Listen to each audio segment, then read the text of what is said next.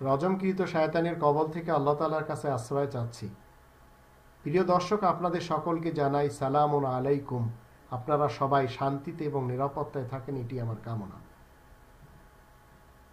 আমি একজন মুসলিম, তাই পথভ্রষ্ট মুসলমান সমাজের যারা শিয়া, যারা সুন্নি, যারা সালাফি, এদেরকে বলতে চাই, সকল নবী রাসূলগণ দুটি জিনিসে আমাদেরকে একত্রিত করেছেন, একটি কোরআন, একটি কাবা। এই দুটি জিনিসকে আমরা যদি আঁকড়ে ধরি তাহলে আমরা কখনো পথভ্রষ্ট হব না। এই কোরআন আমাদেরকে আঁকড়ে ধরতে হবে, ওই কাবা আমাদেরকে আঁকড়ে ধরতে হবে। এটি সকল নবী রাসূলদের বিদায়ী ভাষণ। প্রমাণ নেবেন ৩ নম্বর সূরা আলে ইমরানের ৯৬ নম্বর আয়াতে আল্লাহ বলছেন, সেটি প্রথম মার্কাজ মানব সমাজের জন্য বানানো। ১৭ নম্বর সূরা বানী ইসরাইলের ৯ নম্বর আয়াতে আল্লাহ বলে দিয়েছেন, এই কোরআন সঠিক পথ দেখায়। ২৮ নম্বর সূরা আল কসাসের ৮৫ নম্বর আয়াতে আল্লাহ বলে দিয়েছেন, এই কোরআন আমাদের প্রতি ফরজ।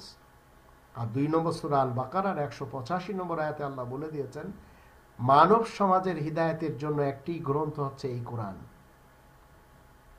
কিন্তু মুসলমান সমাজের মধ্যে যারা শিয়া মুসলমান, যারা সুন্নি মুসলমান, যারা সালাফি মুসলমান, তারা ঠিকই দুটি জিনিস আঁকড়ে ধরতে চাচ্ছেন, কিন্তু মিসগাইড হচ্ছেন।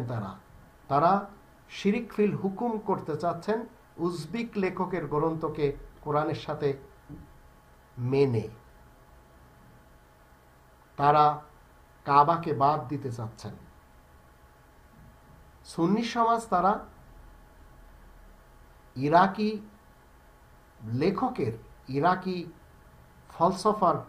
ফলসফা নিয়ে তারা কোরআনের সাথে ফলসফাকে মেনে জীবন কাটাতে চাচ্ছেন। আর শিয়া মুসলমান তারা আহলে বায়াতকে কোরআনের সাথে নিয়ে জীবন কাটাতে চাচ্ছেন।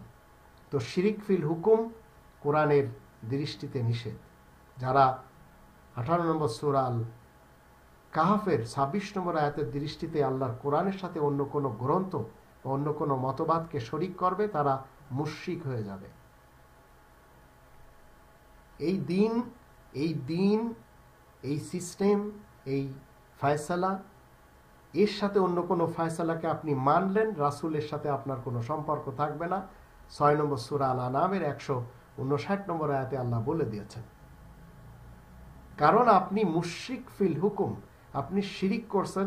শিরিক ফিল হুকুম আর শিরিক ফিল ইবাদা যদি আপনি করেন, তাহলে রাসূলের সাথে আপনার কোনো সম্পর্ক থাকবে না।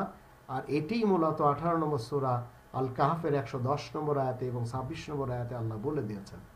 তো পথভ্রষ্ট মুসলমান সুন্নি, সালাফি এবং শিয়াদের খেদমতে আমি বলতে চাই, দুটি জিনিসকে আঁকড়ে ধরেন, একটি কোরআন, একটি কাবা। পথভ্রষ্ট হবেন না কখনো, ইনশাআল্লাহ।